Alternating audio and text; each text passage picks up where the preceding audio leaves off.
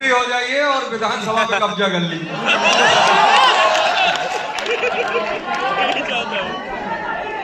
हाँ, तुम्हारा ही नंबर है अभी। अच्छे मंत्री के क्या गुर होते हैं सर? अच्छे मंत्री को कलम और कट्टा चलाना अगर आता है। भाई इस देश में एक जमाना था, बड़े सीरियस सवाल इन्होंने किया, मैं उसका एक सीरियस जवाब देना चाहूंगा, मजाक अपनी जगह है। मैं जब चुनाव लड़ा तो इस देश में जो प्रजातंत्र की स्थिति है, इस देश में नेताजी जो है, चाहे वो कोई भी नेता है, वो आपके नौकर हैं। आपने शायद प्रियम्बल को बहुत ध्यान से नहीं पढ़ा। वो प्रियम्बल कहता है we the people of India solemnly resolve. यही एक लाइन अंग्रेजी में रटे हैं, इसलिए ही बता दे रहे हैं। सोशलिस्ट, रिपब्लिक, डेमोक्रेटिक, वो सब अलग बात है। आपने क्या किया, इन नौकरों को अपने सर पे बिठा लिया है कि जो आज आपकी स्थिति बुरी है। तो एक नेता के अंदर वो गुण होना चाहिए जो डॉक्टर राम मनोहर लोहिया के अंदर थे। एक नेता के अंदर वो गुण होना चाहिए जो डॉक्टर B.R. अम्बेडकर के अंदर थे। एक नेता के अंदर वो गुण होना चाहिए जो पंडित जवाहरलाल नेहरू के अंदर थे। लेकिन मैं जानता हूं कि अगर मैं अभी आपसे किसी बात पे चर्चा करूंगा, आपको तो मजा आता है कि नेता मंत्री जी आ गए। हमारे साथ एक साहब थे, तो चुनाव में उनकी ड्यूटी लग गई, मास्टर थे, तो रिलेटिव थे हमारे। सौभाग्य से गोंडा का DM हमारा जानने वाला था, तो हमसे कहा यार अब छुट्टी कैंसिल करवा दो। तुमने कहा चलो देख लेते हैं। कहते गए और पहुंचते ही जो है DM साहब का पैर छू लिए।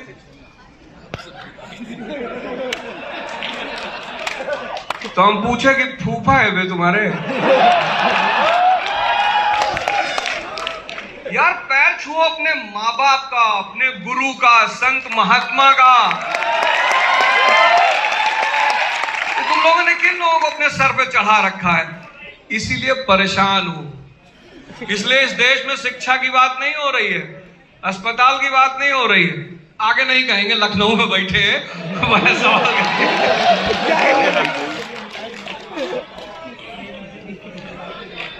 अगर आपको 18 साल वाला अवध ओझा मिल जाए, आज उसकी उम्र अवध ओझा, कान पकड़ के कोई सलाह देना चाहेंगे उसको?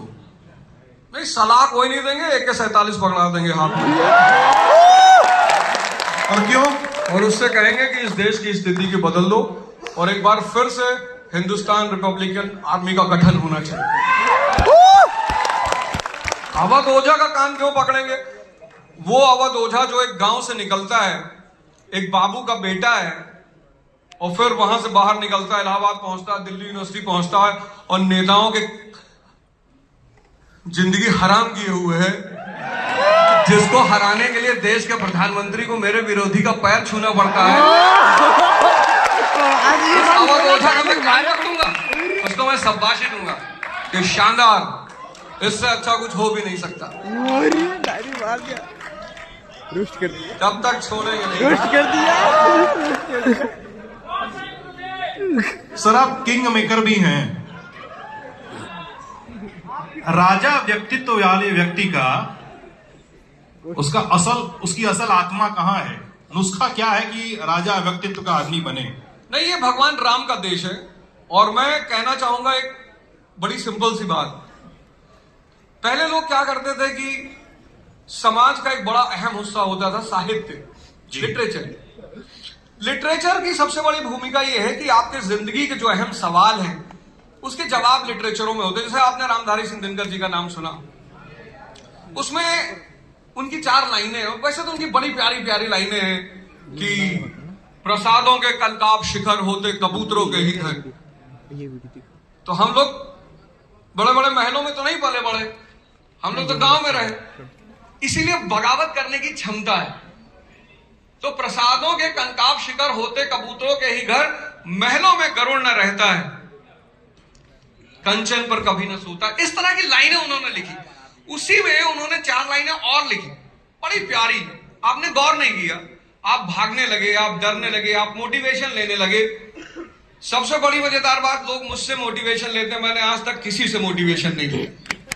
मोटिवेशन लेने की जरूरत ही नहीं है। जहां तुम शक्ति का सिद्धांत समझते हो, जंगल में शेर को शिकार करने के लिए किसी की मोटिवेशन की जरूरत है? तो रामधारी सिंह दिनकर जी कहते हैं कि वसुधा का नेता कौन हुआ, भूखंड विजेता कौन हुआ, अतुलित यशक्रेता कौन हुआ, नवधर्म प्रणेता कौन हुआ। कितनी प्यारी लाइन है ये कि वसुधा का नेता कौन हुआ, भूखंड विजेता सिकंदर 18 साल में वो अपने राज्य मैसिडोनिया से बाहर निकल रहा है। अतुलित यशक्रेता कौन हुआ, भगवान कृष्ण। नवधर्म प्रणेता कौन हुआ, भगवान बुद्ध। फिर वो जवाब भी देते हैं, जिसने न कभी आराम किया, विघ्नों में रहकर काम किया। ये जो विघ्न है ना, जिससे आप आज भाग रहे हो, चुनौती, दुनिया में सबसे प्यारी चीज है चुनौती। और अगर आप डरते हैं तो दो ऑप्शन आपके पास है, या तो आप चपरासी हो जाइए। चपरासी बड़ी प्यारी जिंदगी है भाई साहब, आराम से दिन में 10 बार खैनी बनाइए। और जवानी में अगर डर लग रहा है तो बताऊंगा। तो उन्होंने जवाब दिया कि जिसने न कभी आराम किया, विघ्नों में रहकर काम किया। तो ये चुनौतियां करती क्या है? जीवन में विघ्न जब आते हैं, सोते से हमें जगाते हैं। हमारे एक मित्र यहां बैठे हुए हैं इसी भीड़ में, पता नहीं बिना बताए आ गए, भीड़ में ही बैठे हुए मुझे देख रहे हैं। और आप कभी उनसे पूछिए, वो मिले अगर, इतनी लड़ाइयां नहीं जीवन में, पर मैंने अपने पूरे जीवन में, टार्च मरवाइए सर चेहरे पे। नहीं, उनकी हमारी नजर मिल चुकी है। और हमारे जीवन के संघर्ष में समय के बड़े मजबूत साथी रहे हैं वो। तो मैं बताऊं कि विघ्न बड़ी प्यारी चीज है। जीवन में विघ्न जब आते हैं, सोते से हमें जगाते हैं, मन को मरोड़ते हैं, पल पल आपके मन को जगाते हैं, आपके तन को मरोड़ते हैं, और सतपथ पर हमें लगाकर ही जाते हैं, हमें जगाकर ही। तो जीवन में राजा बनने का जो मर्म है वह है चुनौतियां।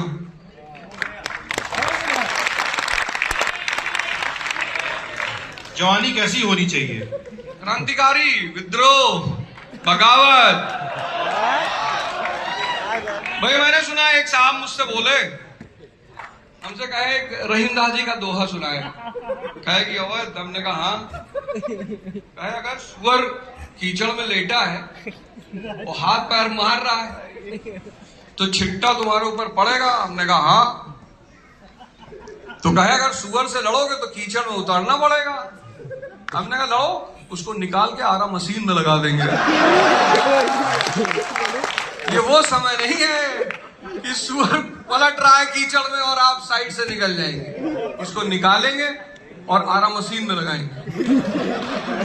अभी मैं सुन रहा था, पीछे खड़ा हुआ था कि आपके साथ अगर कोई बदतमीजी करे तो उसे साइड लाइन कर देंगे। बिल्कुल नहीं करना, ऐसे कैसे बदतमीजी कर लेगा?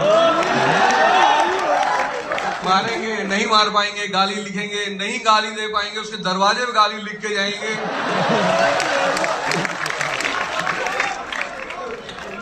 मतलब उसे इस बात का एहसास होना चाहिए कि भैया इस आदमी को छेड़ेंगे तो जिंदगी नरक हो जाएगी। लेकिन ये सब में बड़े खतरे भी हैं ना, हिंसा के, गैर कानूनी होने के, असंवैधानिक होने के खतरे भी तो है ना सर? हाँ, तभी तो आदमी नेता बनेगा। संवैधानिक लोग तो क्लर्क बने हुए हैं।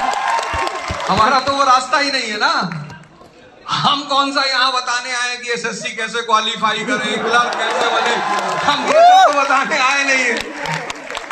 नहीं, एलिजिबिलिटी भारत में नेता बनने की क्या है कि नेताजी जेल चले गए, बाहर गए, लोग फूल माला लेके खड़े हुए। जिस देश में लोग नेताओं के जेल पे निकलने से भारी संख्या में भीड़ में खड़े हैं, स्वागत कर रहे हैं, बाहुबली बता रहे हैं, कह रहे हैं भैया शेर आया, शेर आया। अबे देश है कि जंगल है, जिसको देखो उसको शेर बताए जा रहे हैं। तो हमारा तो मुद्दा ही अलग है। अब तो हम तो अपने दिशा वाली बात करें। वही दिशा वाली बात हो गई सर। नेता से याद आया नई दिल्ली का पटपड़गंज विधानसभा चुनाव।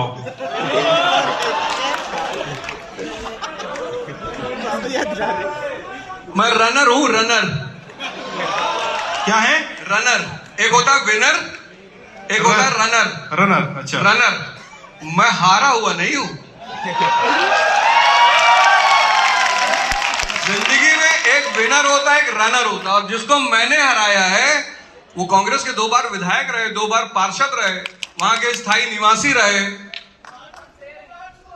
और प्रधानमंत्री जी अगर पैर नहीं छूते तो फिर खैर, लेकिन कोई बात नहीं। मोदी जी मुझे कोशिश करते हैं इमिटेट करने की, बहुत इमिटेट करते हैं। गमछा डाल लेंगे, बिहार जाके गमछा हिलाएंगे, कट्टा बोलेंगे। आपसे सीखे हो? हर आदमी किसी न किसी से सीखता है, तो इंस्पायर्ड होता है। अच्छे स्टूडेंट है, मतलब ऐसा इसमें बुराई क्या है? हम भी तो किसी से सीखे हैं। तो जब हम किसी से सीखे, भाई राहुल गांधी जी गए बिहार, तालाब में कूद गए। मैंने कहा भैया ये किस लिए, यहां काहे कूद गए? तालाब में कूदने से कौन सा सेंटीमेंट पैदा होता है? लेकिन मोदी जी ने देखा कि अवध ओझा गए थे लल्लन टॉप के शो में और गमछा हिलाए थे। कैसे उन्होंने चुनाव में गमछा हिलाया? और फिर गए तुरंत, मैं कट्टे की बात करता हूं, उन्होंने भी कहा कि मार देंगे छाती पे तो ही कट्टा दबा।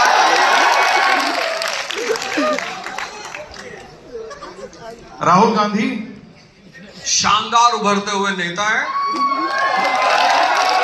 बहुत शानदार। भारत की जनता उन्हें धीरे धीरे समझेगी, आईटी सेल के साजिशों को समझेगी और आने वाले समय में एक अच्छे नेता साबित होंगे।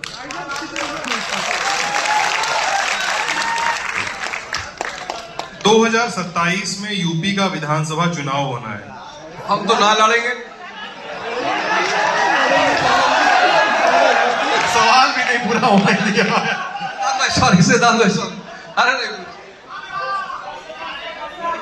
नहीं, देखो ये, अरे सुनो, ये क्विज वाला ट्रिक क्वेश्चन है।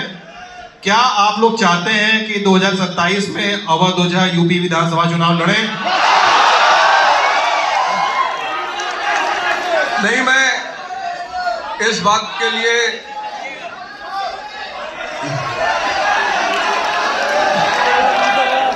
मैं इन लोगों का बड़ा रीढ़ी रहूंगा, लेकिन मैं 2027 का चुनाव नहीं लड़ूंगा। तो कभी भी चुनाव लड़ेंगे कि राजनीति से दूरी है?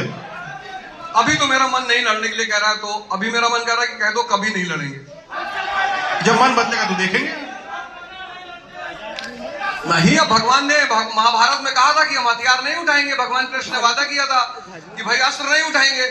मौका आ गया तो उठा लिए। तो हम तो भगवान कृष्ण को अपना आदर्श मानते हैं, हम हथियार नहीं उठाएंगे। तो अवध सर, एक बात बताइए, आप इतनी ऐसी बातें करते हैं, कभी आपको ऐसा लगा है कि पता है आपको कि बाहर निकलेंगे और फील्डिंग सेट है मेरी?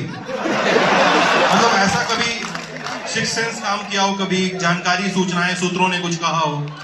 मेरा निशाना मिस नहीं करता। वो तो अच्छा हुआ चुनाव के समय एक बड़ी, मैं जहां से चुनाव लड़ा पटपटगंज में, तो वहां पे मतलब पूर्वी दिल्ली का शायद इलाका है वो, और वहां पे क्या है कि मतलब बदमाशी की मात्रा बहुत ज्यादा है। तो मैं जब शुरू में गया तो लोगों ने कहा है मास्टर, मतलब ऐसा है मास्टर, ये है मास्टर, वो है। तो 5-6 दिन तो मैं सुनता रहा, देखता रहा, और बोले मास्टर ये खिचड़ीपुर गांव में मत जाना। अच्छा।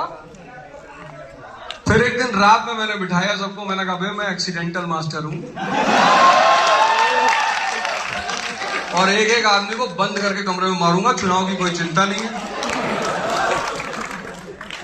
मजे के लिए खेलते हैं, हारने से कोई मतलब नहीं है, और मारेंगे जरूर। और मैं आपको बता दूं, यहाँ पटपटगंज के 2-3 लोग बैठे हुए, आप उनसे पूछिए पहली बार ऐसा हुआ कि आम आदमी पार्टी का कोई कार्यकर्ता चुनाव में मारा नहीं गया, नहीं तो हर साल मारा जाता था। और मैंने अपने लोगों से कहा था कि किसी ने भी बदतमीजी की तो उसको कम से कम आने वाले 10-5 हजार साल तक याद रहे कि नहीं करना है। तो ऐसे कैसे कोई फील्डिंग सेट करेगा? हम कोई मास्टर नहीं चश्मा लगाए घूम रहे भाई साहब। हम तो अहिंसा पढ़ाते हैं बस।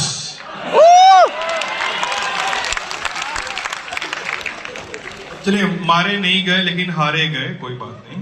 हाँ, बड़ी अच्छी बात है। भगवान कृष्ण जरासंध के सामने भाग गए, भगवान नहीं है क्या? आपको कौन सी पिक्चर या वेब शो सबसे अधिक पसंद है? सीरीज मिर्जापुर? मिर्जापुर देखी मैंने तो। मिर्जापुर रेफरेंस मटेरियल है आपके लिए? हाँ, रेफरेंस मटेरियल है। एक्चुअली उसमें क्या होता है कि उसमें बड़े सारे कैरेक्टर्स हैं जिनको मुझे एक्सप्लेन करने में बड़ा आसान होता है। जैसे बताइए मुन्ना भैया। जैसे एक कैरेक्टर है ललित, फालतू के नेता बनोगे, ऐसे दबा के मार डाले जाओगे।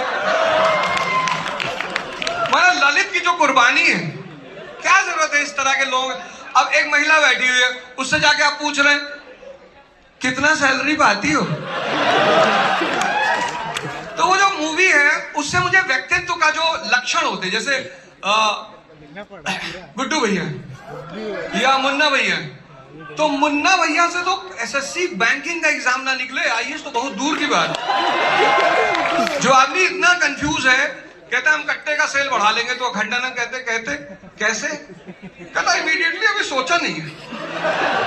मतलब आप इंटरव्यू देने गए हो और आप इंटरव्यू बोर्ड से कह रहे हो इमीडिएटली अभी सोचा नहीं, बाल पकड़ के लड़ा दिए होते सब दीवार में। तो वहां से क्या है, जो व्यक्तित्व होती, पर्सनालिटी। सिद्धांत भाई क्या है ना कि हर आदमी का अपना एक जीने का तरीका है, हर आदमी का अपना एक दर्शन। हम जिस देश में पैदा हुए हैं और अब जिस देश में रह रहे हैं, जिस तरह से आज की परिस्थिति है, अगर आप अपने अगल बगल की परिस्थितियां देखो तो बहुत ही विकट परिस्थितियां हो गई। इतना जातिवाद, इतना संप्रदायवाद, इतना समाज में तनाव, इतना डिप्रेशन, मतलब डिप्रेशन का ये आलम है कि कोई व्यक्ति किसी को भी मार दे रहा है। भाई अभी नोएडा में घटना घटी ना, एक इतना क्रिकेटर है वो आदमी, और लड़की को भी शूट कर दे रहा है, खुद को भी शूट कर दे रहा है। एक घटना और घटी जिसमें वो लड़का शायद वैलेंटाइन डे के दिन ही लड़की का हाथ पैर बांधता है, फिर उसकी हत्या करता है। फिर पुलिस वाले उससे, पत्रकार पूछते हैं कि तुमने क्यों किया हत्या, कह रहा जाने दो यार, ये सब तो चलता है। मतलब कितना कैंडिडली वो आदमी कह रहा है चलता है। तो इस परिस्थिति में अगर आदमी बुद्ध बन के रहेगा तो बुद्धू हो जाएगा। बताया नहीं कौन सा वेब शो पसंद है आपको, लेकिन नहीं, मैं ऐसे कैजुअली कुछ ना कुछ देख लेता हूँ। मिर्जापुर पहला पार्ट देखा मुझे बहुत, फिर पंचायत मैंने देखी। पंचायत आप सबने देखी? पंचायत बहुत प्यारी सीरीज। अच्छा, प्रधान जी आए थे, प्रधान जी हाँ, नहीं, प्रधान जी ने, उसमें हर पात्र ने बड़ी अच्छी एक्टिंग की है और हर पात्र ने एक अच्छा मैसेज दिया। अगर जैसे आपको रूरल गवर्नमेंट समझनी है, आप तैयारी कर रहे हो कि भाई गांव की सरकार, गांव की गवर्नमेंट कैसे काम करती है, उसका इलेक्शन कैसे होता है, तो वो सारी चीजें तो है ही। प्लस एक व्यक्ति का चरित्र कैसा होता है, साइकोलॉजी कैसे होती है, गांव में लोग कैसे एक दूसरे के साथ, मतलब जिन्होंने गांव का जीवन नहीं देखा, बचपन से अर्बन जिंदगी जी, शहर जिंदगी जी है, उनके लिए वो सीरीज बहुत अच्छी है। गाना सुनते हैं? सुनाएंगे नहीं लेकिन अरे सुनते तो होंगे, भोजपुरी गाना सुनते हैं? भोजपुरी सुनते। पूछ लें, पूछे? पूछ लीजिए। पवन सिंह या खेसारी? खेसारी। नहीं, मैं पवन सिंह खेसारी का तो शायद कोई गाना नहीं सुना। सेफ प्ले कर गए आप। मैं शारदा सिन्हा जी को सुनता हूँ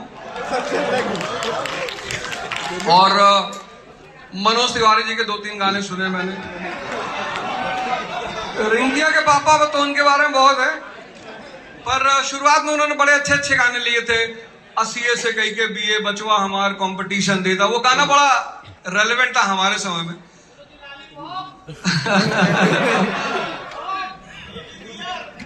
क्या अवध ओझा जो अपनी क्लास में कहते हैं कि जो डर गया समझो मर गया, क्या ओझा सर को किसी बात से, किसी व्यक्ति से, किसी आदत से डर लगता है कभी?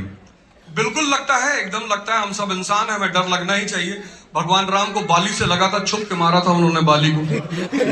तो डर लगना एक बड़ी प्यारी क्वालिटी है। सांप अगर सामने पड़ जाए तो उसको लाठी से मारना, हाथ पकड़ के घुमाने की कोशिश मत करना, नहीं तो मार दिए जाओगे।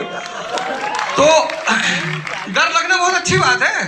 हमारे समाज में डर लगने को बड़ा नेगेटिवली मानते हैं कि अरे जैसे पृथ्वीराज चौहान जी लड़ रहे थे गौरी से, तो बोले कि फिर मोहम्मद गौरी जमीन पे गिर गया तो नहीं मारा उन्होंने, कहा हम छत्री हैं। तो अरे भाई हम छत्री हैं, प्राण जाए पर वचन न जाए। अरे तो हमसे मरवा दो भाई, तुम्हारी सेना में नॉन छत्री भी तो रहे होंगे, किसी नॉन छत्री से मरवा दिया होता। तो जो गलती पृथ्वीराज चौहान ने की, वो गलती छत्रपति शिवाजी ने नहीं की। उनको पता था कि ये तुर्क और मुगल बेईमानी की भाषा समझते हैं, तो इनसे बेईमानी से ही लड़ो। तो अफजल खान से मिलने गए, तो अफजल खान ने कहा था कोई अस्त्र लेके नहीं आएगा। हाँ बोले नहीं आएंगे, उड़ा दिया अफजल खान को। ये प्रिकॉशन है, ये डर नहीं है। तो जंगल में शेर को शिकार करके फिर उसकी छाती पे बैठ के कहा जाता है कि इसे पकड़ के दबा दिए तो मर गया। कभी ऐसा हुआ तो नहीं होगा ना, मुझे लगता है कोई आपका लेक्चर सुन के बच्चा गया बाहर। गुरुजी आप ही की बात सुने थे हम। नहीं, मेरा लेक्चर सुन के किसी ने कुछ ऐसा तो नहीं किया, लेकिन हाँ मेरा लेक्चर सुन के कई लोगों ने, जैसे मेरे अभी एक स्टूडेंट है, एजुकेशन मिनिस्टर है गुजरात में, तो मेरी जब उससे मुलाकात हुई तो मैंने पूछा कि आईएएस की तैयारी कर रही थी, राजनीति